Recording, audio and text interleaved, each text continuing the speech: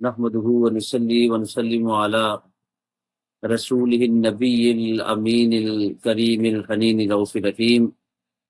أما بعد فأعوذ بالله من الشيطان الرجيم. بسم الله الرحمن الرحيم. قال الله عز وجل في القرآن المجيد والفرقان الحميد: يا أيها الذين آمنوا اتقوا الله وكونوا مع الصادقين. صدق الله مولانا العظيم. برادران اسلام، اللہ رب العزت نے قرآن مجید فرقان حمید کی سورہ میں ارشاد فرمایا: اے لوگو، اللہ سے ڈرو. O people of who you believe in Allah subhanahu wa ta'ala, O believers, fear from Allah subhanahu wa ta'ala.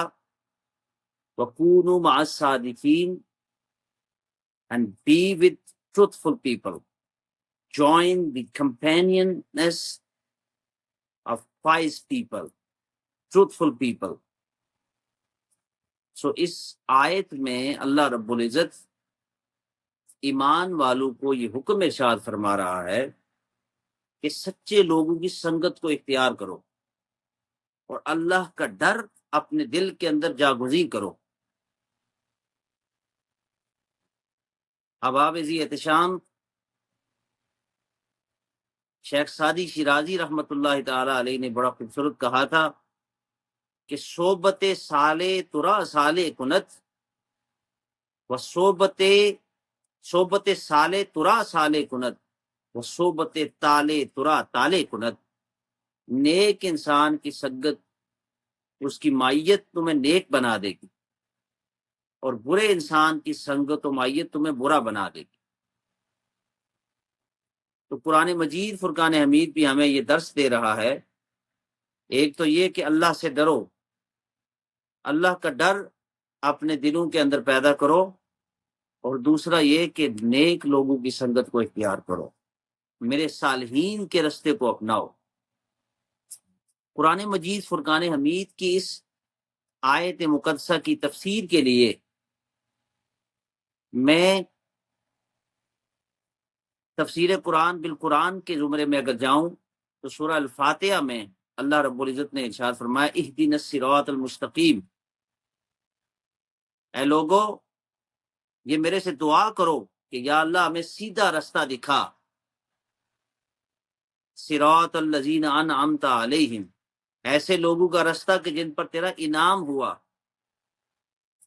قرآن کی تفسیر قرآن سے کر رہا ہوں. سورہ النساء میں اللہ رب العزت پھر ارشاد فرماتا ہے: انعم اللہ علیہم من النبیین والصدیقین والشہداء والصالحین،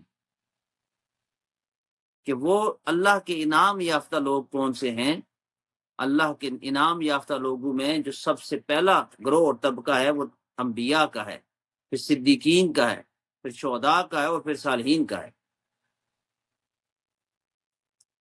تو نبی کے بعد جو درجہ ہے وہ صدیق کا درجہ اس قرآن کی اس آیت میں ذکر کیا ہے. تو یہاں پہ بھی اللہ رب العزت نے جو ہدایت یافتہ لوگوں کا رستہ ہمیں بتایا وہ انبیاء، صدیقین، شہداء اور صالحین کا رستہ بتایا. اب حدیث پاک کی قرآن کی تفسیر قرآن بالحدیث کرتے ہیں. امام احمد بن حنبل رحمت اللہ تعالی علیہ اپنی مسند کے اندر اس حدیث کو نقل کرتے ہیں. ابو موسیٰ رضی اللہ تعالیٰ عنہ سے یہ روایت ہے، نبی موسیٰ رضی اللہ تعالیٰ عنہ قال رسول اللہ صلی اللہ تعالیٰ علیہ وسلم: مثل الجلیس الصالح، حضور فرماتے ہیں کہ نیک بندے کی سنگت کو اختیار کرنا، کسی نیک بندے کے ساتھ بیٹھنا، مثل العطار، وہ عطار کی مثل ہے، عطر فروش، پرفیوم کی دکان کی مثل ہے. لم یصبک منہ اصابک ریحہ، کہ تم اس سے کچھ بھی نہیں خریدو کہ اس کی خوشبو کو پالو گے. ومثل الجلیس السوء مثل القین، اور فرمایا کہ برے انسان کی سنگت، اس کے پاس بیٹھنا ایسے ہے جیسے مثل القین، جیسے لوہار کے پاس بیٹھنا. میں یہ وضاحت کرتا چلوں کہ اس سے کسی پیشے کی تضحیق نہیں کرنا مقصود، اور ہمارے نبی تو سب میں محبتیں بانٹتے تھے، کوئی تضحیق مقصود نہیں تھی، مقصود صرف یہ تھا کہ ایک مثال دینی تھی بات کو سمجھانے کے لیے۔ تو آپ لوہار کے پاس بیٹھتے ہیں، علم یخرق کا بشرارہ اعلی کا بکا من ریحہ، کہ تم اس کے پاس بیٹھتے ہو، کچھ لیتے دیتے نہیں ہو، لیکن جب وہ کام کر رہا ہوگا تو جو آپ کے شرارے اٹھیں گے وہ تمہارے کپڑوں پر پڑیں گے، اس بٹی کی جو بدبو ہوگی وہ تم اس کو محسوس کرو گی۔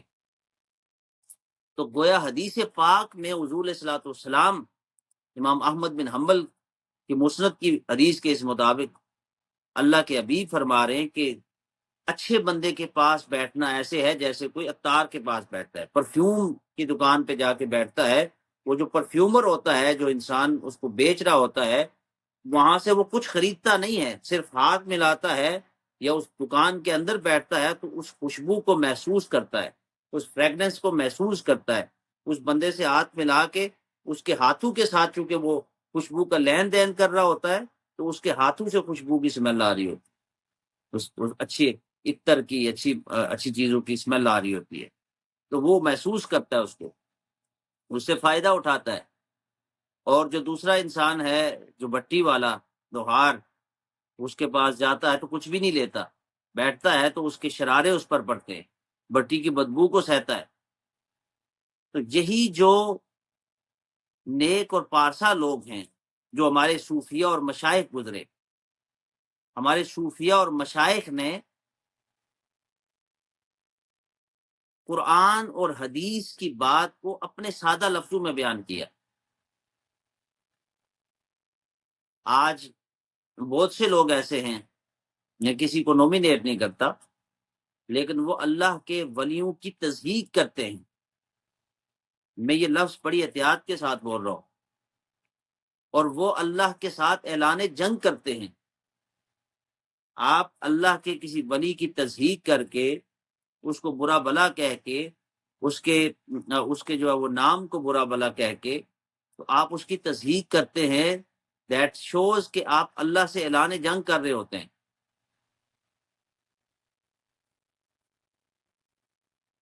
تو اللہ کے جتنے بھی یہ نیک اور پارسا اور صالحین اور صادقین لوگ، یہ نیک بندے ہیں، انہوں نے ہمیشہ اللہ اور اس کے رسول کی بات کو اپنے لفظوں کے اندر لوگوں تک پہنچایا۔ اب اسی حدیث کا ترجمہ کرتے ہوئے آیت کا ترجمہ حضور نے اپنی زبان میں ایسے کیا، اور اس حدیث کا ترجمہ جناب میاں محمد بخش رحمۃ اللہ تعالی علیہ نے اپنے الفاظ میں کیا، اور اسی حدیث کا ترجمہ کر کے ہمارے سامنے رکھ دیا۔ آپ فرماتے ہیں، چنگے بندے دی صحبت یارو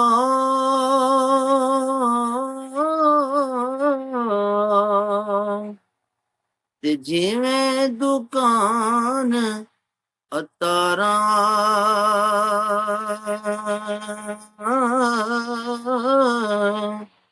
سودا پاوے مول نہ لئیے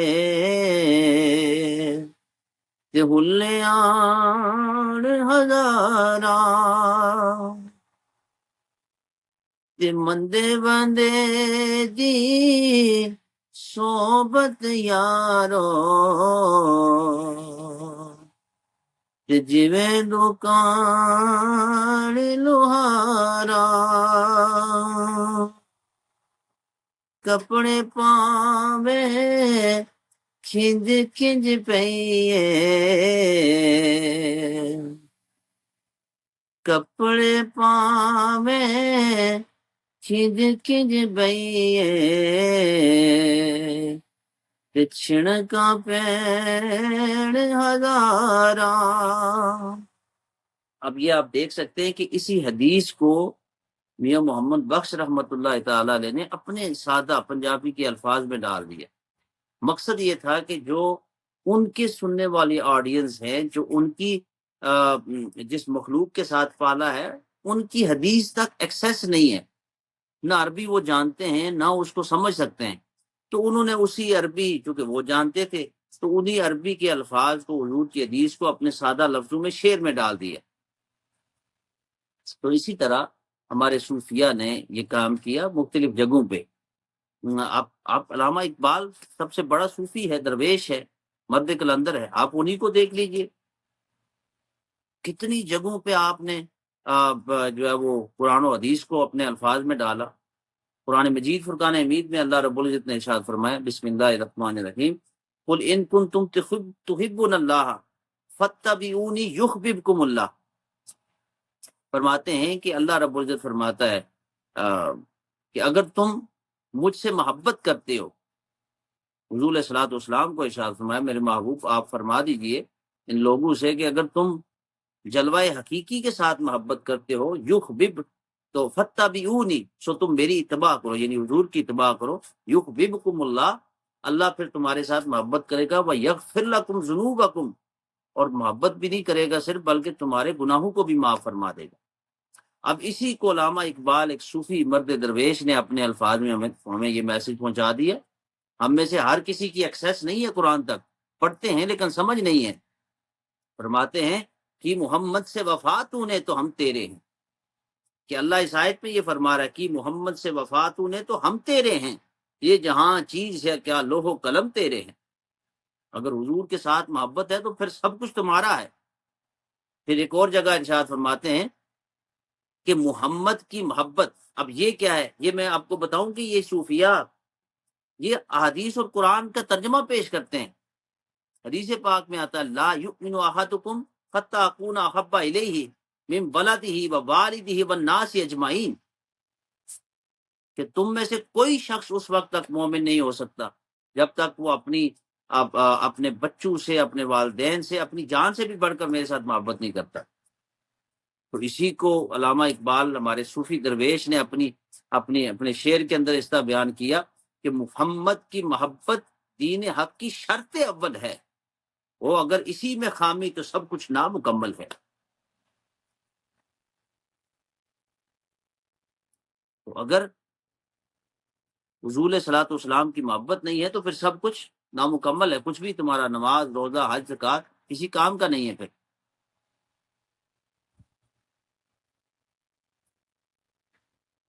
صوفیاء کی نسبت کی بات ہو رہی تھی، اقبال رحمۃ اللہ تعالی نے بڑا خوبصورت کہا کہ دم عارف نسیم صبح و دم ہے، اسی سے ریشہ مانا میں نم ہے، گر کوئی شعیب آئے میسر، شبانی سے کلیمی دو قدم ہے۔ فرماتے ہیں کہ دم عارف نسیم صبح و دم ہے، جو اللہ کے ولی کے منہ سے نکلی ہوئی سانس ہے، وہ ایسے ہی ہے جیسے صبح کے وقت آپ جب صبح اٹھتے ہیں تو کتنی بینی، سہانی، ہلکی ہلکی ٹھنڈی سی ہوا چل رہی ہوتی ہے، اس سے جو فضا کے اندر ایک انسان کے اندر تازگی پیدا ہوتی ہے، تو اللہ کے ولی کے منہ سے نکلنے والا سانس وہ اس سے بھی زیادہ اعلیٰ ہوتا ہے۔ دم عارف نسیم صبح و دم ہے، اسی سے ریشہ مانا میں نم ہے، اسی سے کائنات میں ساری چاشنیاں ہیں، رنگینیاں ہیں، رانائیاں ہیں۔ گھر کوئی شعیب آئے میسر، شبانی سے کلیمی دو قدم ہے۔ فرماتے ہیں کہ اگر کوئی سنگت تمہیں اچھی مل جائے، اللہ کے ولی کا، اللہ کے نبی کی سنگت مل جائے۔ اب یہ اس مصرے میں، دوسرے مصرے میں انہوں نے جناب موسیٰ اور جناب شعیب کا واقعہ ذکر کیا۔ جناب موسیٰ علیہ السلام نبی اپنی پیدائش سے پہلے بھی اللہ کا نبی ہوتا ہے۔ جناب موسیٰ علیہ السلام فرعون کے پاس وہاں رہے مصر میں۔ اب وہاں پہ ایک فرعونی جو تھا، ایک قبطی، وہ کسی بنی اسرائیل کے کسی بندے کے ساتھ لڑا، موسیٰ علیہ السلام کی امتی کے ساتھ۔ اس نے شکایت موسیٰ علیہ السلام سے کی، موسیٰ علیہ السلام نے اس کو مکہ مارا، وہ مر گیا۔ اب موسیٰ علیہ السلام کو مصر چھوڑنا پڑا اور آپ وہاں سے مدائن چلے گئے۔ وہاں پہ شعیب علیہ السلام جو اللہ کے نبی تھے، یہ ایک الگ واقعہ ہے کیسے وہ گئے ان کے پاس، مختصر یہ کہ وہاں پہ گئے ان کی سنگت اور معیت کے اندر رہے۔ آپ پہنچے تو ایک دیکھا کہ وہاں پہ کچھ احباب اپنے جانوروں کو ایک کنویں پہ پانی پلا رہے ہیں، اور دو بچیاں ہیں، عورتیں ہیں، لڑکیاں ہیں، وہ سائڈ پہ کھڑی ہیں۔ سارے لوگ اپنے مویشیوں کو پانی پلاتے ہیں، جا رہے ہیں، وہ کھڑی ہیں، یہ ختم ہو تو پھر اس کے بعد پانی پلائیں۔ تو موسیٰ علیہ السلام نے ان کے جانوروں کو پانی پلانے میں مدد کی۔ تو مختصر یہ کسی سے پوچھا یہ کون ہے، بتایا یہ اللہ کے نبی شعیب ہیں، ان کی بیٹیاں ہیں۔ تو آپ ان کے پاس چلے گئے۔ مختصراً یہ کہ انہوں نے آپ کو اپنی شاگردی میں لے لیا، آپ کی جو بچی ہے اس کا نکاح بھی آپ کے ساتھ ہوا، پھر کئی سال ان کی بکریاں چراتے رہے، ان کے پاس رہے۔ اب جب واپس لوٹ رہے نا، تو پھر کوہ طور کے پاس سے جب گزرے تو پھر ایک جگہ جو ہے وہ آپ نے دیکھا، جب آپ واپس وہاں سے گزر رہے تھے اپنے گھر کی طرف اپنی زوجہ کے ساتھ آ رہے تھے، تو شبانی کہتے ہیں جو بکریوں کا پیشہ ہوتا ہے، گلہ بانی بھی اس کو کہا جاتا ہے، جس میں بکریاں لوگ پالتے ہیں، چلاتے ہیں۔ گھر کوئی شعیب آئے میسر، شبانی سے کلیمی 2 قدم ہے۔ اب وہ جب گئے تھے تو تب موسیٰ علیہ السلام، اور پھر اس کے بعد جب آپ واپس آئے تو وہ وہاں پہ شبانی کرتے رہے، گلہ بانی کرتے رہے، اور جب واپس آئے تو اللہ رب العزت سے ہم کلامی ہو گئی۔ جب اس درخت کے پاس پہنچے اور مقصد تھا کہ کوئی ہمیں روشنی مل جائے، وہاں سے ایک چنگاری نظر آئی، تو کہا کہ میں یہاں سے کوئی آگ کا دیا لے کے آؤں۔ جو پرانے لوگ ہیں جانتے ہوں گے، رات کو پیدل چلنا ہوتا تو دیے لے کے گزرتے تھے، تو وہ دیا لینے گئے اور وہاں سے پھر اللہ سے ہم کلامی ہو گئی۔ تو کہنے کا مقصد یہ ہے کہ صحبت سالے ترا سالے کنت و صحبت تالے ترا تالے کنت۔ آپ کو اچھے لوگوں کی سنگت، اچھے لوگوں کے ساتھ اٹھنا بیٹھنا، وہ آپ کو اچھا بنا دیتا ہے، اور برے لوگوں کے ساتھ اٹھنا بیٹھنا وہ آپ کو برا بنا دیتا ہے۔ اللہ رب العزت کی بارگاہ میں التجا ہے کہ وہ ہمیں اچھے لوگوں کی سنگت کو اپنانے کی توفیق عطا فرمائے، اور اچھے لوگوں کی ویلیو کریں، ان کے ساتھ تعلق۔ آج ہمارا مسئلہ اور ہماری مصیبت یہ ہے کہ ہم کسی کے ساتھ تعلق اور دوستی اس لیے کرتے ہیں کہ کل کو کوئی مشکل وقت آئے گا تو یہ بندہ پیسے والا ہے، ہمیں سپورٹ کرے گا۔ وہ دوستی آپ کو کام نہیں آئے گی۔ آپ اگر دوستی اس کے ساتھ اللہ اور اس کے رسول کی وجہ سے کرتے ہیں تو وہ دوستی آپ کے کام آئے گی۔ یعنی آپ کسی کے ساتھ سنگت اور دوستی اس وجہ سے کر رہے ہیں کہ وہ اللہ کا نیک بندہ ہے۔ اگر کسی کے ساتھ البغض للہ والحب للہ، اگر کسی کے ساتھ بغض رکھتے ہو تو وہ بھی اللہ کی ذات کے لیے رکھو کہ یہ اللہ کا دشمن ہے، اللہ کی حدود کو پامال کرنے والا ہے، یہ برا بندہ ہے، اس وجہ سے دشمنی رکھو۔ اور اگر کسی کے ساتھ دوستی رکھو الحب للہ، تو وہ دوستی بھی اللہ کی محبت کی وجہ سے ہو کہ یہ اللہ کا نیک اور فارسا بندہ ہے، تو اس لیے اس کے ساتھ میں محبت کرتا ہوں۔ تو اس دوستی کی پھر چاشنی بھی ہے، اور وہ پھر دوستی خالص اللہ کی رضا کے لیے ہے۔ دنیا کے مقصد کے لیے کسی کے ساتھ دوستی رکھنا، اس سے بڑی ذلت کی کوئی بات نہیں۔ تو اللہ ہمیں بے لوث ایک دوسرے کے ساتھ دوستی اور محبت کرنے کی توفیق عطا فرمائے، ہمیں اپنے صالحین اور صدیقین اور اچھے لوگوں کی سنگت کو اپنانے کی توفیق عطا فرمائے۔ تمام احباب کے لیے دعا ہے، اللہ رب العزت ہم سب پر اپنا فضل و کرم فرمائے۔ وما علیہ الا البلاغ۔ السلام علیکم ورحمۃ اللہ وبرکاتہ۔